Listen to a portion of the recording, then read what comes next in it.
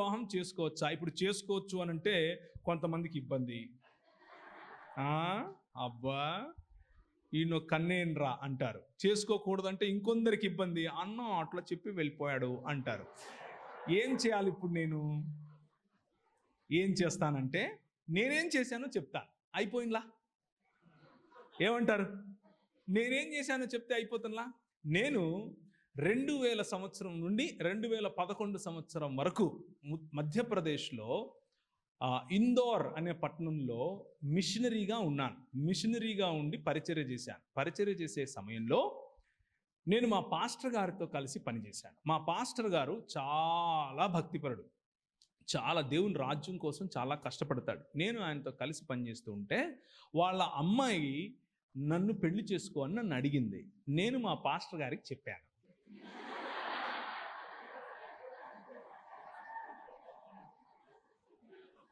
రెండు కలిపే కదా, కలిపానా లేదా? చూసారా? అందుకే ట్రిక్కీ క్వశ్చన్లు మీకే కాదమ్మా, మాకు తెలుసు. నేను మా పాస్టర్ గారికి చెప్పాను, అయ్యా మరి ఆమె నన్ను పెళ్లి చేసుకోమని అడుగుతా ఉంది, మీరు ఓకే అంటే సమయం తీసుకుని మా ఇద్దరికి కౌన్సిలింగ్ ఇవ్వండి, మేము పెళ్లి చేసుకుంటాం, లేకపోతే రేపటి నుంచి మళ్ళా ఎవరికి వారే యమునా తీరే అని చెప్పాను. చెబితే ఆయన 2 రోజులు టైం తీసుకుని ప్రార్థన చేసి మా అమ్మతో మాట్లాడి, మా అమ్మ ఆయన ఒక మాట అనుకుని, సరే నో ప్రాబ్లం, ఆ అమ్మ ఇది చదువు అయిపోని ఆ తర్వాత చేసుకుందులే అన్నారు. ఒక 2 సంవత్సరాలు గ్యాప్ తీసుకుని ఇద్దరం ఒకరినొకరు అర్థం చేసుకుని వాళ్ళ ముందే, మా తల్లిదండ్రుల ముందు, అంటే మా భార్య తల్లిదండ్రుల ముందు అర్థం చేసుకుని, తర్వాత ఆమె చదువు అయిపోయిన తర్వాత చక్కగా అందరి ముందు, మా పెళ్లిలో ఒక 6000 మంది వస్తే ఆ 6000 మంది ముందు పెళ్లి చేసుకుని ఆ తర్వాత భార్యాభర్తలుగా చలామణి అయ్యాం. ముందు భార్యాభర్తలు అయిపోయి తర్వాత పెళ్లిళ్ళు చేసుకోకండి అని చెప్తున్నాను. అది తప్పు. ముందు ప్రొక్లమేషన్, ఆ తర్వాత కాన్సమేషన్. అంటే మొదట ప్రకటించాలి, ఆ తరువాత ఒకటవ్వాలి. కనుక పురుషుడు తన తల్లిని తండ్రిని విడిచి తన భార్యను హత్తుకొనెను, ప్రేమికురాల్ని కాదు. జాగ్రత్తగా వినండి. తన భార్యను హత్తుకుంటాడు, ప్రేమికురాల్ని కాదు. సో ప్రేమ తప్పు కాదు. భౌతిక సంబంధం పెండ్లి కంటే ముందు తప్పు. అది వ్యభిచారం కిందికి వస్తుంది. అది చేయకూడదు. ఇంకా క్లియర్గా ఏమని చెప్పాలనా? I hope I made it very clear. So ప్రేమ తప్పు కాదు, ప్రేమించటం తప్పు కాదు. కానీ సాంస్కృతికంగా మీకున్నటువంటి అడ్డుగోడలను ఎదిరించి నా ఇష్టం, నువ్వెవరు అనేటటువంటి చేయకండి.